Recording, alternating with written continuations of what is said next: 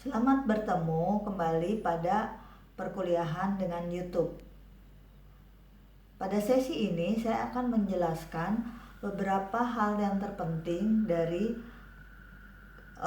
bahan atau materi minggu yang lalu tentang perihal kaidah hukum, yaitu bicara tentang pohon disiplin hukum. Pohon hukum yang Anda lihat di sarana ajar terdiri dari disiplin akar, disiplin batang, dan disiplin cabang. Disiplin akar terdiri dari ada sejarah hukum, ada antropologi hukum, ada sosiologi hukum, ada perbandingan hukum, dan akar yang paling dalam juga ada filsafat hukum. Ilmu-ilmu pada akar atau disiplin akar terdiri dari ilmu-ilmu tentang kenyataan. Ilmu tentang kenyataan yang memperkokoh berdirinya batang atau kaidah hukum disebut juga Tatsasenwissenschaft. Sementara pada batangnya terdiri dari perihal kaidah hukum, pengertian-pengertian dasar hukum, dan asas-asas hukum disebut dengan Normwissenschaft. Pada cabang-cabang pohon hukum yang nantinya dikenal dengan ada hukum pidana, hukum perdata, hukum tata negara, hukum internasional, dan ada juga hukum adat. Pohon hukum bagian dari disiplin hukum juga. Anda nanti juga akan bertemu dengan disiplin hukum yang disebut ada 3 macam, yaitu preskriptif, deskriptif, dan analisis hukum. Dalam pertemuan ini saya juga akan memberikan penjelasan tentang teori-teori yang dikemukakan oleh Hans Kelsen. Hans Kelsen memperkenalkan ada Stufenbau teori, di mana pada materi yang lalu Anda dikenalkan dengan kaidah umum, kaidah di bawahnya lagi adalah kaidah individu. Kaidah individu sudah ditujukan pada orang-orang tertentu.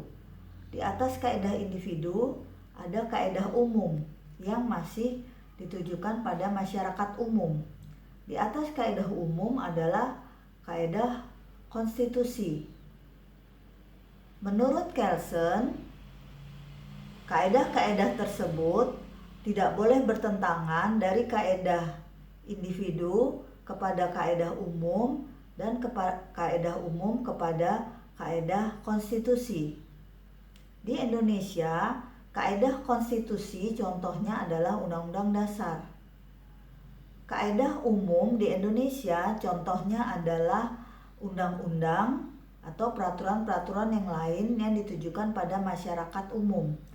Kaidah individu di Indonesia contohnya adalah perjanjian, surat keputusan, dan vonis hakim.